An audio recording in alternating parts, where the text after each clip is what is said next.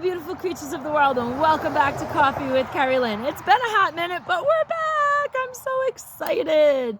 I have missed you guys so much. I have missed my channel. I have missed making videos. I have missed creating content. If you are new here, welcome, welcome, welcome to Coffee with Kerri-Lynn. I am Kerri-Lynn, and we're about to sit down, have a cup of coffee, and just kind of shoot the shit and talk about whatever comes up. That's what we do here. So if you're into a very eclectic variety of conversation, everything from politics to current events to friends and family, to marriage, to children and grandbabies and gardening and homesteading, this is the place to be. Hopefully you stick with me through the video, maybe watch another one, and then hit the subscribe button and be a part of our family, where we sit down and try to, at least every day, have a cup of coffee together. We're busy on the homestead, so sometimes during this period, spring, it's a little sketchy. We don't know. Maybe we'll put up videos every day, maybe we won't. It's a crapshoot. That's how it goes. We are in the outdoor studio today. Yes, we are. So we have to put up with the traffic. I do not edit my videos. What you see is what you get. The good, the bad, the ugly. The days I can speak, fantastic. The days I'm muddled, oh well. That's how it works. I'm too busy to edit video. So we just put up with stuff. We are fighting a rainstorm. It has been wild. It has been a wild spring. It has been cold right up to Mother's Day. We slogged in the mud. We put an addition on the barn. We made a new turkey run. For those of you wondering, the fiber studio has not been started yet because we have had rain. We have had rain. We had a mini heat wave and we had rain. So we've had days and days and days, and everything is just messy rain. And we are fighting a rainstorm right now. The rest of the week into the weekend is going to be messy rain. And his deal is construction. He's got to do this for clients. And so I'm just like, if it's raining, don't worry about it. So hopefully mid-July to end July, we will be filming in the new studio. And we won't have all this traffic interference when we have a discussion. During my hiatus, a lot's going on. Oh, we got a couple broody hens, so we're hoping for chickens. We have on the homestead in the last year done 6 chickens. We do everything naturally, no incubator. We live hand in hand with nature. Everything is organic here, and including making babies for our birds. And we let the mama bird be the incubator, and there you have it. And so when you live strictly by nature and organic, everything's organic, and you don't use the chemicals to help things grow and also strip the nutritional value out of your food and poison your body, things take time. The cycle of life is slow, so we have to be patient. And so now we sit here, fingers crossed. So in a year, we've had 6 babies, and now we're hoping for more because that's how life works.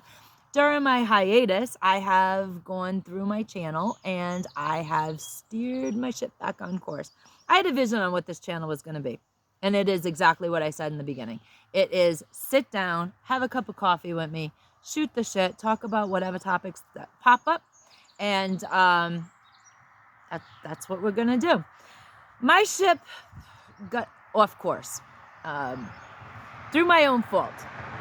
It was my own fault. I allowed things to happen that shouldn't have happened.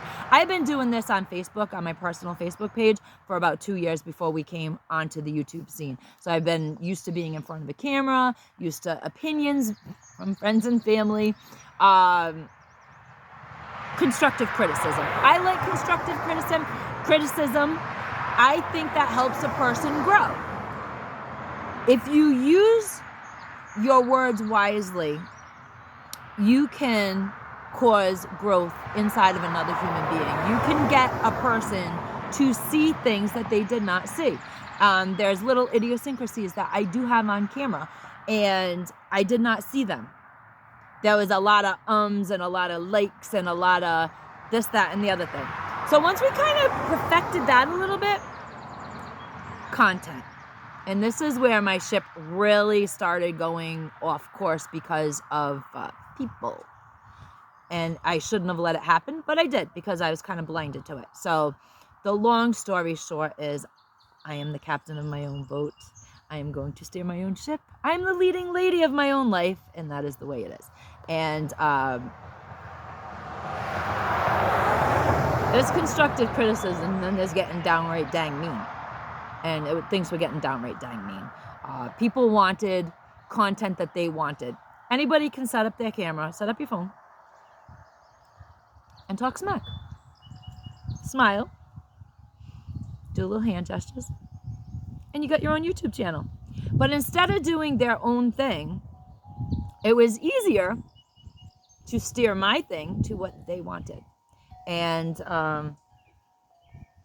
they have a very negative outlook on life. See, I have a chronic illness, and I've been sick since I was 14 years old, and I'm not going to get into it, and I'm going to make this as brief as possible. If you want to know about my illnesses, just watch some previous videos that I did, and you'll get the gist of it. So between the ages of 14 and 18, we didn't know if I was going to make it.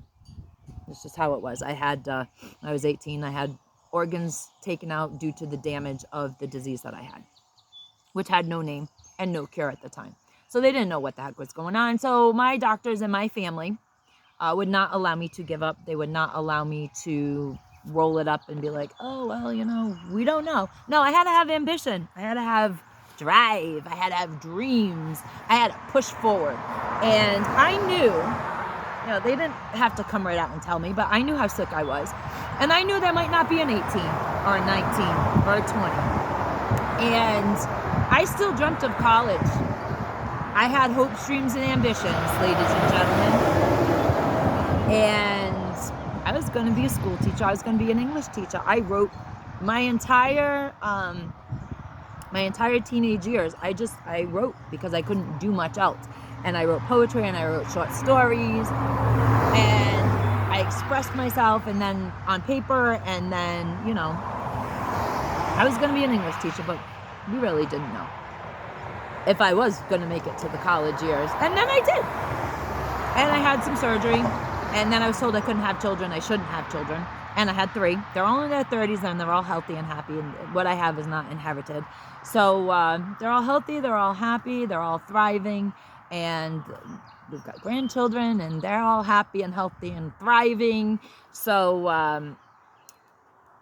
I do not play the victim with my illness. In fact, nobody really knows that I even have it. If I went on what they told me back then, when there was not a lot of research on my illness, I was supposed to not make it past 40. I'm living on 12 years borrowed time for the diagnosis back then, which has improved markedly to today. I am going to live a long, happy life. I'm just a stubborn bitch like that. Yeah. I just want to piss everybody off, so I'm just going to live forever. No, I mean, diagnosis, the more they learned about my disease, the more that they, things change. The more you know, the more you know. So, yeah, so we joke about it every now and again. A woman, you are living on 12 years borrowed time, aren't you? Smart mouth. So, I've never lived in the shadow of my disease, my chronic illness. My chronic illness has been in the shadow of my life. And see, people confuse things. They think some people, they think I have chronic illness, whatever it is, whether it's physical, mental, whatever your chronic illness is. I have a lot of empathy for you. I know what it's like to not be believed by doctors. I know what it's like to be in pain. I know what it's like to have no energy, no gumption, no drive. I can sympathize, I can empathize with you, but what I will not do is play the victim with you. I will not do that. I have places to go in the world, I have people to see, I have things to do, and I'm going to do them. But those that can't, or those that won't, because they damn well can just get on their phone and do their thing and talk their smack and be something on, if they want a YouTube channel, or they want a Facebook thing, or whatever you want, you can do. And they would rather take mine and rail it to where they wanted it to be. I looked at those videos, the last few videos I did, and there was no spark and there was no sparkle, because I was doing things the way of other people, and that is my fault.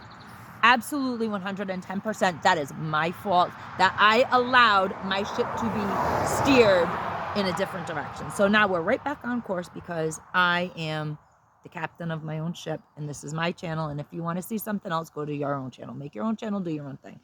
And it got so bad that they were cutting comments. Now, if you're going to YouTube, you got to get used to those cutting comments. But when they come from friends and family, those comments, all I have to say is, if you think I'm so damn mean, why you want to be my friend all the time? Oh, I can be mean. I can be a freaking mean girl. I'm not always love and light and happiness all the time. I'm a very balanced, whole person.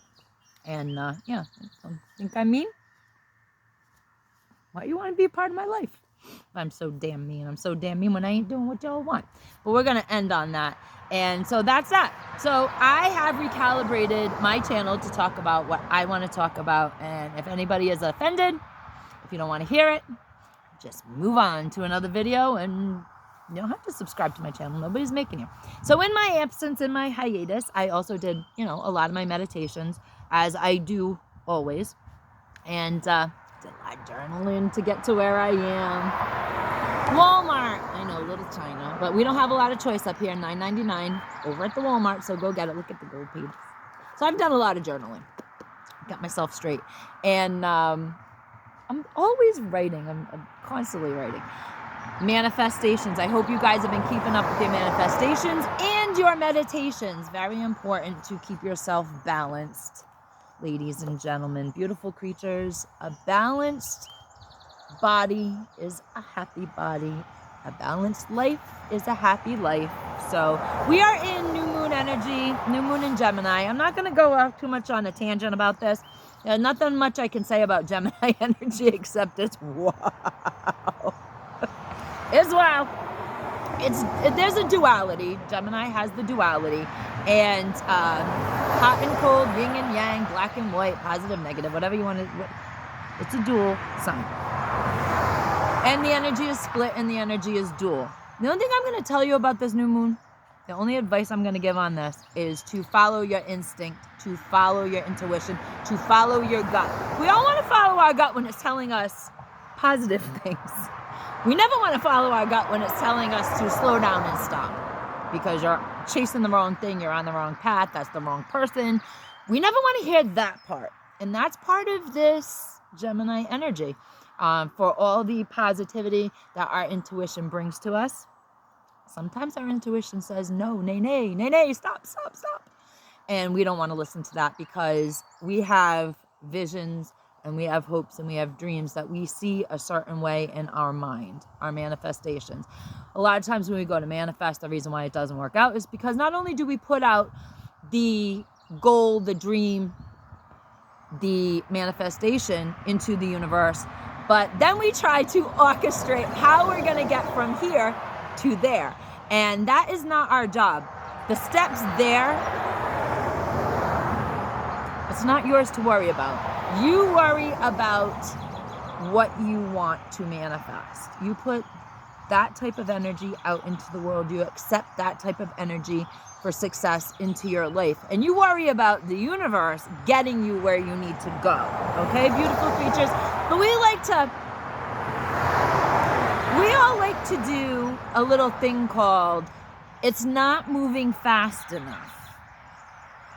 And so we make up fantasies on how we're supposed to get to where we want to be. And then we decide to take charge instead of letting the universe move the obstacles that need to be moved, clear out the negativity, bring in the positivity and divine timing. So we basically screw up our manifestations if your manifestations are not coming to fruition as frequently as you like, and journaling does help.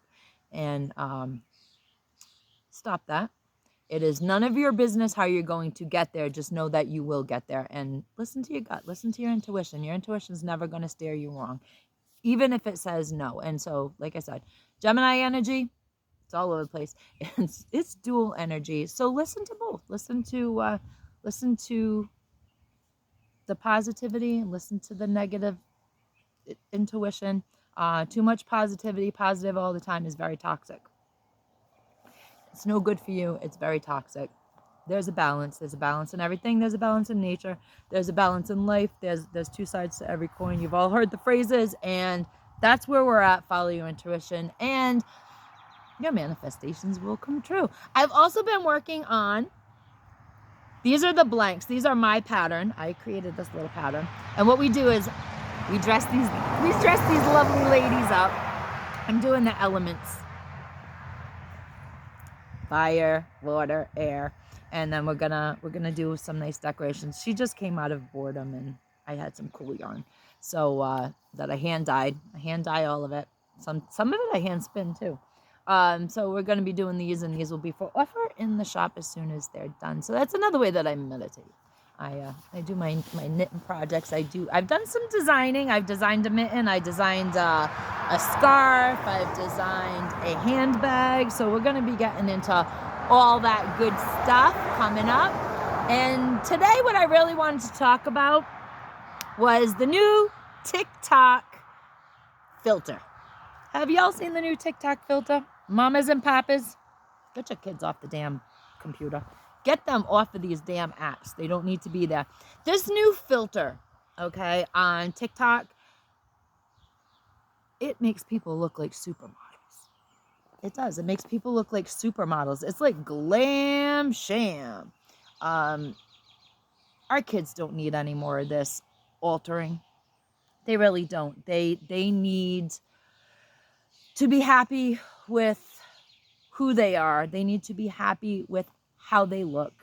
They need to be happy with the world around them. If the world around them is happy, they are happy. And they need to get off of these damn social media apps. And it's your job, mom and dad. That's where it falls. It falls on your shoulders. So what this new TikTok app does, the filter does on TikTok, is turn you into a supermodel. Now what's been happening is some very beautiful women have been using this filter, okay? Beautiful women. Well, not so beautiful women, but there are some really knockout girls using this, and they've used the filter and have enhanced themselves to beyond Sports Illustrated magazine features. It's just gorgeous girls, and then they look at themselves in reality. Now, these are model type girls to begin with, and think that they're ugly. That's the low self-esteem that is being handed and fed to our children on these apps from the CCP. Yep, from China. They are degrading the mental health of our children at every single turn. Our TikTok looks nothing like their TikTok. Our TikTok, when we do culture pieces, when I do my diving, there is scary shit on TikTok. There's things I cannot unsee that I've had to watch for content, to create content, to let people know what's out there, what is poisoning the minds of their children. This filter is going to cause such body dysmorphia. It's not going to be pretty. TikTok has broken our children. There are things through TikTok we have, like, I don't know, what is it, 95,000 genders now? Young women have gotten, from doing TikToks, they've gotten these weird hand gestures. They suck in their faces. They do all the things that you don't normally do in society. These girls are doing, whether they're on camera or off camera. There has been studies that have shown that young women now have Tourette syndrome style tics that they've watched from TikTok. Those people have gotten views and likes, so they do it on their TikTok. Now they do it in real life because they can't stop. Because when you mess with your mind, when you mess with your head, you can break your brain. Ladies and gentlemen, there is a fine line between intelligence and insanity. You jump that line one too many times, you don't come back. That's a problem with a lot of people. Everybody wants letters after their name. We live in a labeled society, and everybody wants that label. And as a result, people who have, we'll just use illnesses as an example, that were never chronic illnesses before have become chronic illnesses because they use it such a crutch, such victimization in this world. And they use it and they jump that line one too many times. And now they really think that they cannot accomplish X, Y, and Z. And this TikTok thing is affecting our children. I look at TikTok. I don't use TikTok. I don't do TikTok. A lot of people don't like TikTok. I'm older, so TikTok is not a thing. Like I said, I go on TikTok and see the nonsense on TikTok so that I can create content. And it's damn scary. So mamas and papas, you need to get your children to take a diet from this damn idiocy online, from this social media. When my kids were growing up, the neighbors had great things. My kids grew up, they were Astra's pet goats. We were always financially in the real good. And so I can't complain in that lot in life. I married a very hard worker, and we worked at everything together to build everything together that we have. And my children saw things in the neighbor's yard that they wanted. And I'll never forget, my great-grandmother said, "You see that boat across the street in the neighbor's yard?" I says, "Yes." She says, "That's a great boat, isn't it?" I says, "Yes." She says, "Never covet that boat, because that person makes payments on that boat. They don't own that boat. The bank owns that boat. They make the payments." She says, "We don't have a boat in our yard because I don't want to make the payment." So that's what I grew up telling my kids. You see that? I don't want the payment. You see that? That's on loan. I don't want the bank can come anytime for that car in that person's driveway. I buy my cars outright. The bank ain't coming for my car. I may not have the best of the best, but I have good.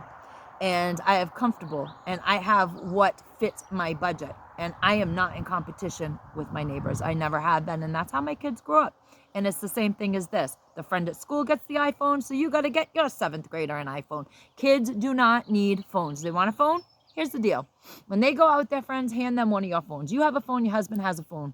Give them one of the phones. That's how they contact you. They don't need a phone to contact you because they're not contacting you on that phone. They're playing on that phone 24 hours a day, 7 days a week. And I don't care how strict you are as a parent. They are getting on these apps, whether it's on their friends' phones at school or their own phones when you're not looking.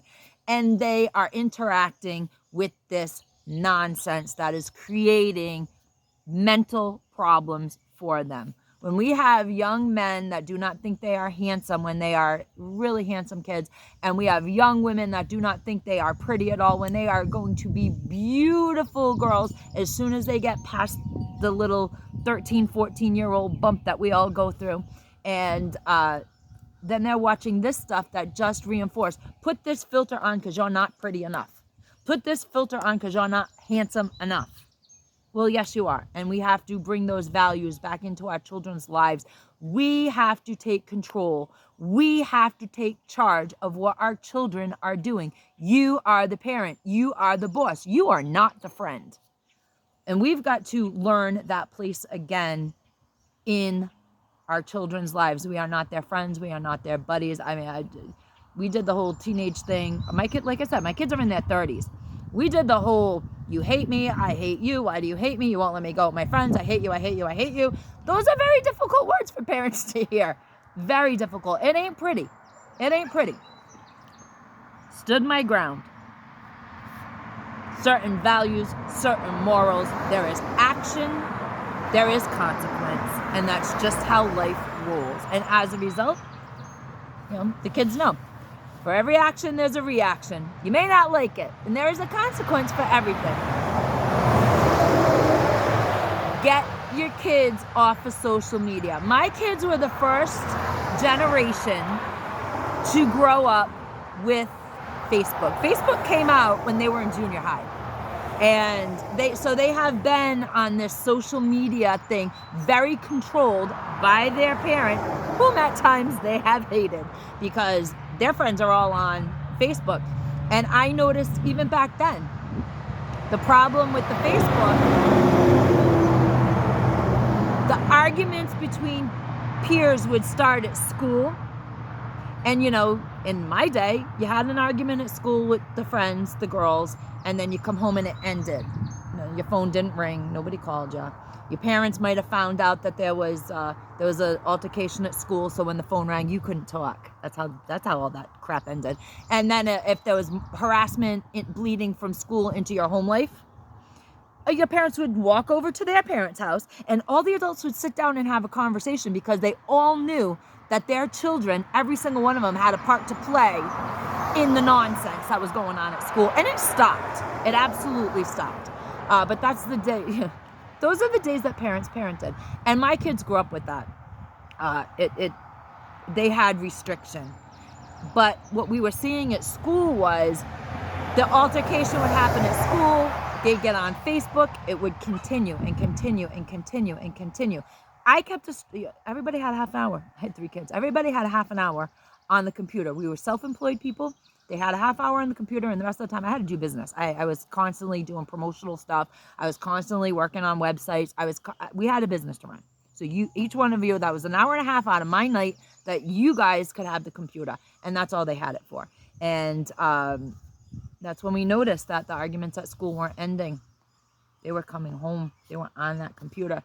And because my kids weren't allowed to be on that computer 24/7 like the other kids were, when they woke up in the morning, they didn't know what was on their Facebook wall.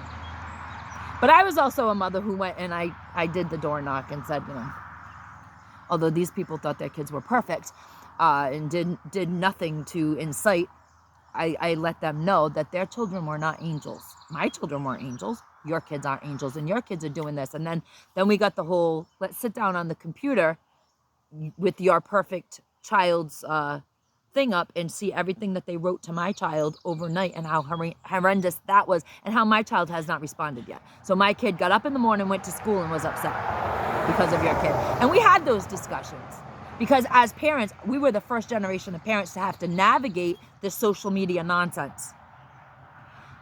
We pulled the plug way back. And now my kids are in their 30s, and they never had that live their life out loud on Facebook thing. They never had that live their life out loud on social media. To this day, they don't. I live more out loud than they do, and they call me up and say, hey, Mom, take a break a little bit. So, yeah, don't live your life out loud on Facebook, Ma. Ma, stop. And they are my guidance. They are my North Stars, and, you know, they help with the channel, they help with my media content, and they help keep me grounded. It's just the way it is. So with that said, mamas and papas, do your jobs. You are not your children's friend. You are their parent. You are the authority figure in their life. I know nobody likes authority figures.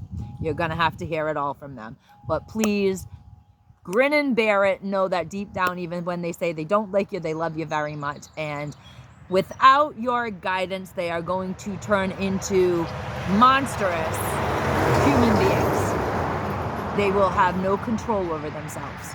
So we need to teach our children moral values, moral code.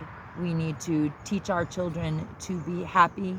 We need to teach them to be healthy. We need to teach them to be polite. And we need to teach them that they just can't go running off at the mouth and say whatever they want without a consequence happening. And it is your job, mom and dads, to keep those kids in check and keep their mental health intact. Get them off of these social media apps that distort the vision of their own beauty, because it is detrimental, especially in the teenage years, when we start seeing a lot of eating disorders in boys and girls. It's not just girls anymore. We see a lot of eating disorders in the boys too. So let's just sit our children down and give them boundaries and healthy childhoods. With that said, beautiful creatures, carpe diem, because no one promised you a tomorrow.